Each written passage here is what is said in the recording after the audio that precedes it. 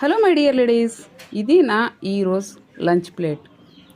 ఒక cup rice. Weight loss కోసం రైస్ని కొంచెం తక్కువగా తీసుకున్నాను.